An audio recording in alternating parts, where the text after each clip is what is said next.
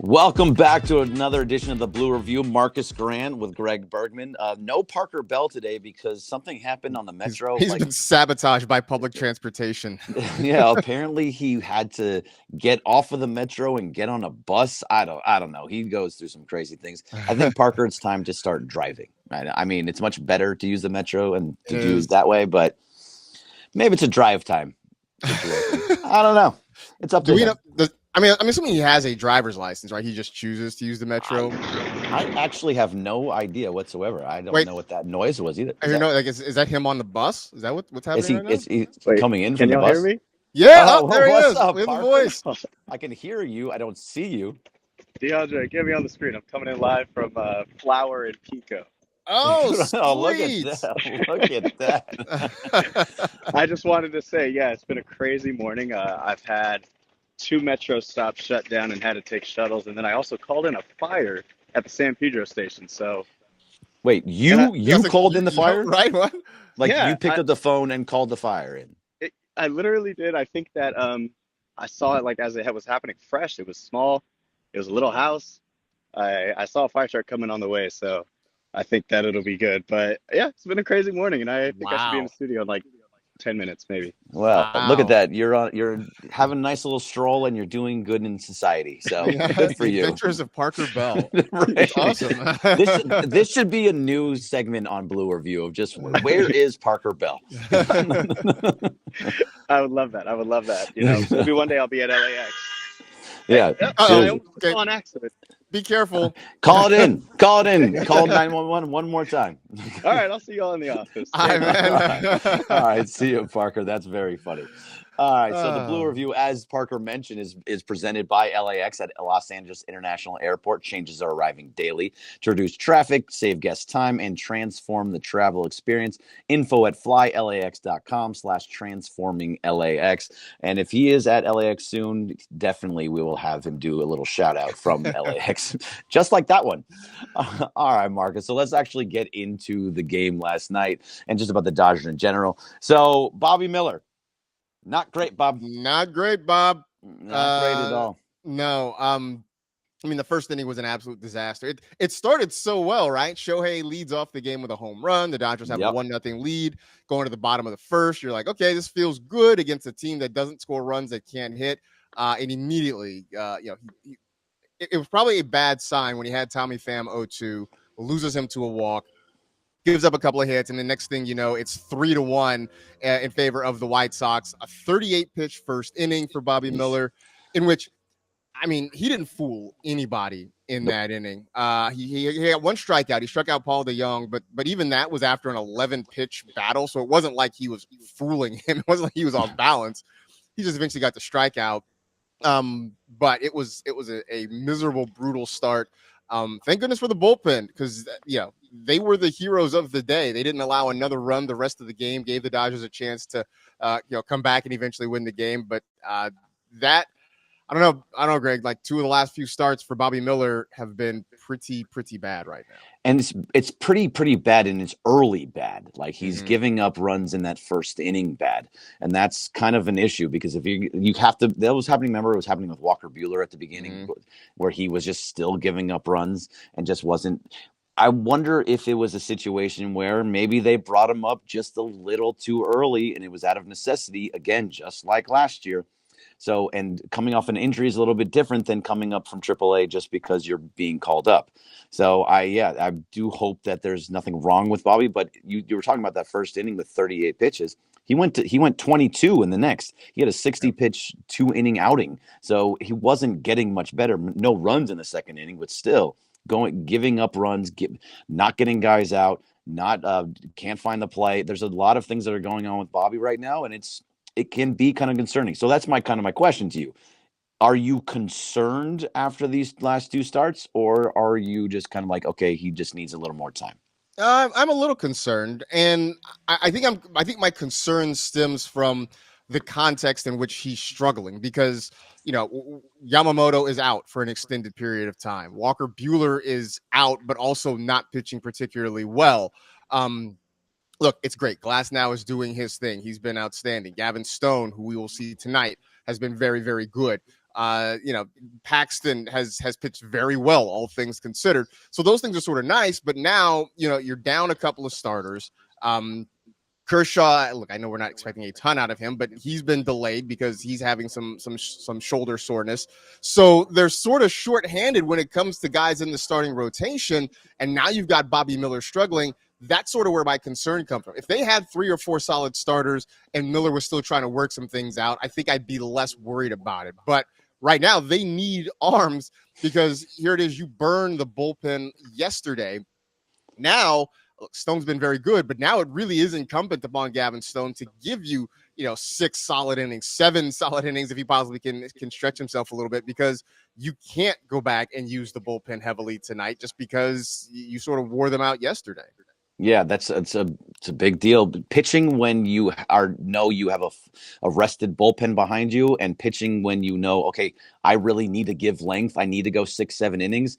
Those are 2 different ways of pitching. So he in the back of his mind, he's like, I cannot go out after 2 innings. I can't have a bad outing. I have to pitch well, and that usually turns into you pitch poorly. Yeah. So I mean, we'll see. I have a feeling that they're going to let Gavin go as long as he can, just to save the bullpen. Luckily, they have an off day tomorrow, so I think they have an off day tomorrow, right? I don't want to say that and not have. I believe so. Yes, they come home and play the Giants. Right. Yeah. So they have an off day tomorrow.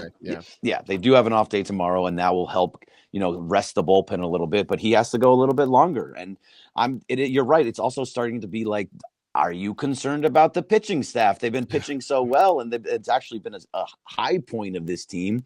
But it's really just Glasnow and Stone. Yes, Paxton's pitching well, but that's really all you have right now. Yeah. And can you trust Paxton is going to continue the way that he is? I mean, I don't know. Landon Knack pitched well, but he just got called up. Do we start seeing River Ryan like Bruce Kuntz was talking about a couple weeks ago? Mm-hmm. That's probably you're going to start going, right? I mean, that's what's going to have to be, right? I mean, I would say this. One of the things the Dodgers have done well over this run, especially the last few years, is that they have figured out how to sort of, massage the pitching staff in terms of, bringing guys up from AAA, using the IL as much as possible, finding guys, who've been DFA'd and just trying to squeeze an inning or two, a game or two out of them there. They've done that well. It's a lot to ask on a consistent basis. Throw in the fact that I didn't even mention Michael Grove is on the IL. He's a guy who can be an innings eater for you in the middle of the game if you needed to. They're really, really in a tough spot right now. And so you are leaning heavily on Glasnow, on Stone, on Paxton until guys either get healthy or figure out how to get right. Yeah, it also kind of starts making you think like maybe they make a trade earlier than the trade deadline, not waiting until August to get that trade in. Like maybe we start seeing a Garrett Crochet coming through. Maybe they just put Crochet on the plane with them and they come back to LA with Garrett Crochet. Yeah, I mean they're there for one more day. They're there today. I mean, make this deal happen. Let's go, Freeman. Like he's already pitched, so he's not going to be able to pitch again for another few days anyway. So might as well just start getting this going now, right? Yeah, just figure it out. Just make it all and maybe even bring in Luis Robert, who watching him, he has speed, he has power. I just didn't see much out of him, and I think it's also that he's playing on a very, very bad team. I just don't. I don't know. A lot of people have Doug yesterday was talking about how he really likes the upside of Luis Robert, and I do too. I just don't. I haven't seen anything in this 3-game set that I'm like, oh yeah, that guy's one of the better players on that team. Yeah, I mean, I think with Robert, it's a situation of everybody's looking at the potential. They're looking at the skill set and sort of believing that it's going to come together at some point. But again, like the thing we keep saying with this team, you don't need guys who are trying to put it together. You need guys who sort of have it together because the aspirations are the ultimate prize. You need guys who can come in and contribute. And so maybe it's a thing where you put Robert in the middle of a lineup where he's not asked to be the focal point. Maybe that takes some of the pressure off and you see him perform a lot better. I thought it was funny. They mentioned on the broadcast yesterday, he has 19 hits this year. 7 of them have been home runs. So when he's hitting the ball, he's doing some pretty special things with it.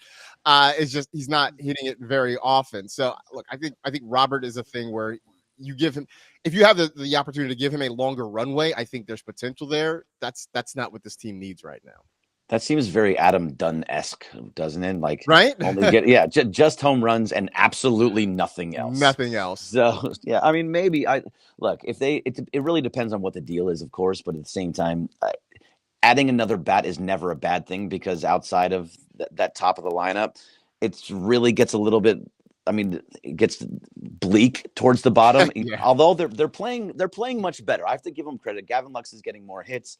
Miguel Rojas didn't get a hit yesterday, but still has been a good hitter when he has been in there. I just think they need a little bit more. But one guy, Marcus, that has been absolutely destroying the ball is your favorite leadoff hitter. Yeah, man. And Shohei Ohtani is now on a 9-game RBI streak, which ties the Dodger record. And I think Matt Kemp and a couple of other guys are very much involved. Roy Campanella, I think, was in there as well. Yeah. But the fact of the matter is, like, he just keeps on hitting, and all from the leadoff spot. All from the leadoff spot. I am the ultimate motivational speaker. That's the way I'm looking at this right now. It's been phenomenal. And it does feel like he has changed his approach a little bit, especially to start games, early in games. I think, you get later in the game's sort of flowing on. I think he kind of goes back, especially, if you're hitting second or third in an inning. I think he kind of goes back to his normal approach. But it does feel like he's more focusing and putting the ball in play. Now, the thing with Shohei, you put the ball in play, you're going to hit the ball hard. You're probably going to get some really good results out of it. So, I mean, the thing that I was worried about with him at the leadoff spot was the fact that he can be a big swing and miss guy. It feels like, at least for the last week or so, that he's really cut down on that. And then obviously the power numbers have been there. The month of June is obviously really great to him. Maybe we can add another week in June. Like we can have it be June 37th or something like that. So, just one more week. There's one more week to keep this thing going. But yeah, no, it's been great. I am 100% great. Feeling great to be wrong in this situation because he's been amazing at the top of the lineup. And now it goes back to though your question when Betts first went out. When Betts comes back, do they keep Shohei at 1 and put Mookie at 2? At first, I was sort of like, nah, but now I'm like, I'm starting to rethink this a little bit. Maybe we do keep things as they are. So yeah, there's all that there. I still don't know because Mookie has been very vocal in the past about he's much better in the leadoff spot. That's just where he thrives in. And it's not like he was playing poorly. No. He was an MVP candidate. He was he was like, it was 1 and 2 with Shohei from everything that I saw. So even as the shortstop was becoming an issue, he was still really, really good. Yeah. So, it's kind of up in the air still. The only thing, and I never really cared about this, but if there was a factor that could change all that, you get the left, right, left in that when you move into the 2 spot. And I mean, I don't really care about that. So what we've always been saying, you put those 4 guys into a bucket and shake them up, and however they land, they land. If Freddie is the number 1 spot, you're totally fine with it. So, but yeah, it's going to be a question as we continue moving forward. Is leadoff Shohei going to be the guy when Mookie comes back? Now, the other one we just mentioned for a second is Freddy Freeman. Freddy Freeman has been fantastic over the last month or so. And he's you remember like a couple weeks ago, I don't remember when it was last, but we were like, hey, Freddie's just not Freddie. He's just not getting hits. This isn't if anybody's going to get it right, it's going to be Freddie. Well, he figured it out. He's getting it right.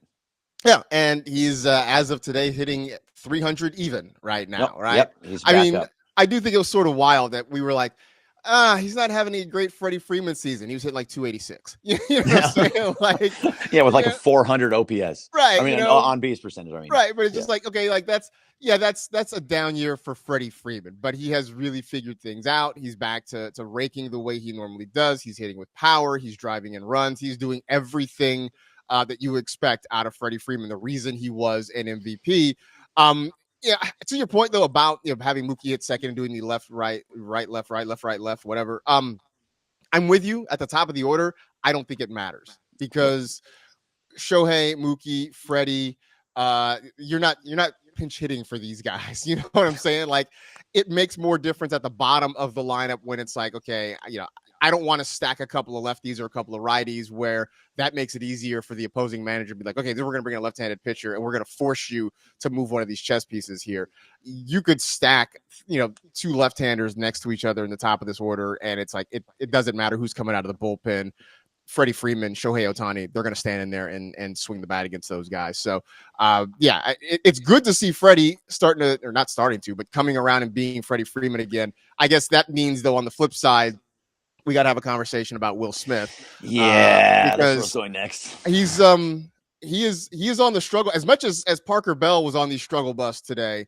Will Smith struggle metro. Yeah, the struggle metro. Will Smith has been on the struggle metro. And there he is. Yeah. Will Smith has been on the struggle metro for a few weeks now too. Yeah. So, and I heard it in the broadcast last night, knowing the exact number, he's 2 for his last 34.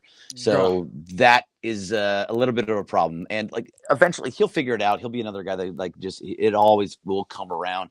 But he is starting to struggle, and it might be why you're starting to see Austin Barnes getting a few more days per week than he typically would have. So like maybe some guys just want to use Austin Barnes a little bit for their catching abilities and how they call games, but getting some time off for Will and being able to get back to who he was at the beginning of the season is kind of important.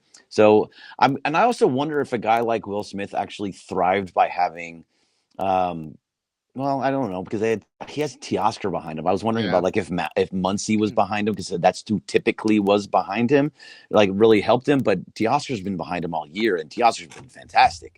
So I don't know what it is. I'm not sure what it is. The thing I've noticed, I see a lot of fly balls that seem to just kind of be dying at the warning track right now. Right. I don't know if that's just fatigue and that he just needs a few days off. And so maybe it's nice to see Austin Barnes get a few at-bats in there. Maybe that's sort of what it is. I mean, over the long haul, I'm not extremely worried. As I said to you last night on the text chain, like everybody on this team has gone through slumps. It feels like it's just Will's turn right now. So it's not anything I'm really, really worried about. I will say, you mentioned Teoscar. He's had the last couple of nights off. I'm hoping this doesn't mean anything. The Dodgers certainly haven't said anything. So they did. Back-to-back games that he hasn't played. So he did. He went back home for personal reasons, and he'll be back. He'll be back up soon. I don't know exactly when he'll be back up, but he went home for personal reasons. Okay. I believe he's a father now, correct? Is that what it was? I didn't see what it was for. That's fantastic. So, congratulations. Absolutely. He is no longer Teo. He is now Padre Teo. It's Papa Teo. All right. Yes. So congratulations to Teo. And hey, it's good to be back, guys. Yeah. I was looking up some Will Smith stats, and oh boy, I wish I didn't. 194 in the last 30 games. That's a long slump. And I know that, Marcus, you said everybody's been going through a slump. But that's actually, to me, a little more alarming than I had originally thought. Yeah, I didn't realize it went that far back. So that is a different situation there. Yeah. 276 OBP in the last 30 games. So you hope we can figure that out. And maybe, like you guys said, I agree with maybe seeing a little more Barnes up there. I mean, the rest of the offense has kind of been carrying, and the bottom half of the lineup has been still doing decent. To your guys' point, Pajas has been doing solid, and so have some of the other guys outside of Rojas and all that. So it's been good to see, and maybe Barnes. I mean, So I mean, Barnes in the lineup is not what I want to see. The only reason you have Barnes in the lineup is so that Will Smith can get a couple of days of rest and just kind of get his mind recalibrated. But otherwise, I don't want to see Austin Barnes in the lineup as much as possible, because if there is one out and he's usually the 9 hitter, he gets the 9, he's getting out, and then you're going to end up with Shohei or Mookie or Freddie with coming up with 2 outs. And I hate that. I hate that whenever you get to the bottom of the lineup, it ends with 2 outs, and like you just not giving Shohei or Freddie or whoever it happens to be the best chance possible. And it happens so often. And when Barnes is in, it's typically going to be an out at the bottom of the lineup. So I'm just thinking out loud, right? I'm kind of spitballing. So I'm looking at the lineup from yesterday, and yesterday you had Biggio hitting 9th. He was 0 for 4. Sometimes we'll see Barnes hitting that 9th spot. I know they like moving Pajas up, and the dude's hitting, and he certainly deserves it. But what about taking a guy like Pajas, maybe even Lux, who's starting to hit it, and putting that guy at the bottom of the lineup, because it's a guy who's hitting the ball, who's getting on base, who gives you decent speed. So if Shohei or Freddie or somebody puts one in, they do a bit of a kickstart at the bottom part of the lineup. Now I know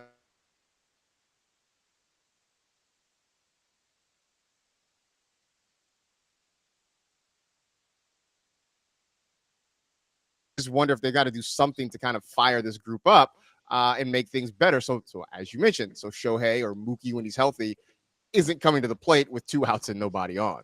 I would be okay with putting Gavin Lux in. I don't think that Andy Pajes is the guy to do it, moving him down from the cleanup spot. That's just me personally, taking him from the cleanup spot, where he's been playing recently without Teo in the lineup. Moving him down to the 9 spot. I like the idea of it. Maybe later in the season when everybody's healthy, putting him down there, that makes sense to me. But I also want to have him get more at bats. Right. Gavin Lux, as of right now, that makes a lot of sense to me. Instead of Kevin Biggio, who can't get a hit to save his life, even though he had a couple the other day, and having Austin Barnes down there. I've always liked that 9 spot ever since the DH has come to the National League as a secondary leadoff guy, pretty much. As somebody that can get on base and put somebody on base for the top of the lineup so they can get a couple RBIs, so they can keep the line moving and really put pressure on the opposing pitcher. And also, by the way, BC and Chris both said that Teo's grandfather passed, and that's why he's down there. So sorry to hear that. So condolences. He did recently have a kid, but that is tough. We send our condolences and our thoughts and prayers out to you, Teo. That's tough. For sure. Definitely. So but I like the idea of moving somebody else into the 9 spot and just not having it be a dead spot. Honestly, it is an important spot in the lineup to be able to do those things. So.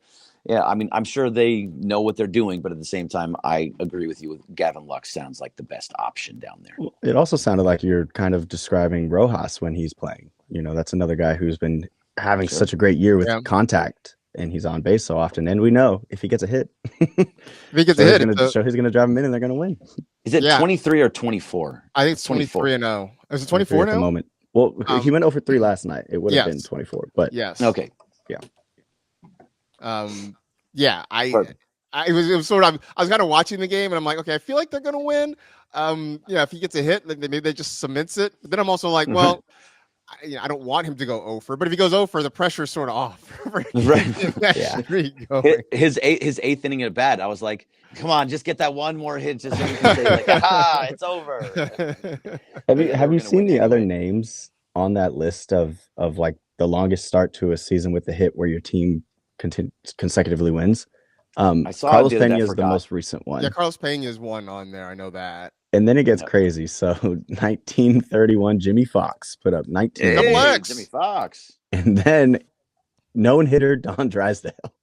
So that 1962, the Dodgers had a streak of 18 wins when he got a hit. I heard that yesterday as I was driving home, and I was like, that's weird. But also, obviously, he was any time when pitchers in both leagues hit, and Drysdale was a good hitter, legitimately a good hitter. But also, you figure that was once every 5 days, too, right?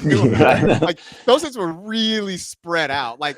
18 games with Don Drysdale. I mean, you're talking about. I'm trying to just do the quick math here. I mean, that's more than half a season. That's about 90 games, basically. So I wonder, is that it's a streak, and so it doesn't say within the one season, right? So it could be a streak of 18 games over multiple seasons. He may not have gotten a hit. That's true. Because he doesn't get a hit every single game. No, you're right. That could have been over some time. Yeah. I'm going to have to get on my Sarah Langs game and do a deep dive into some Don Drysdale stats. We should ask Sarah Langs. Oh, she doesn't get back to me anymore.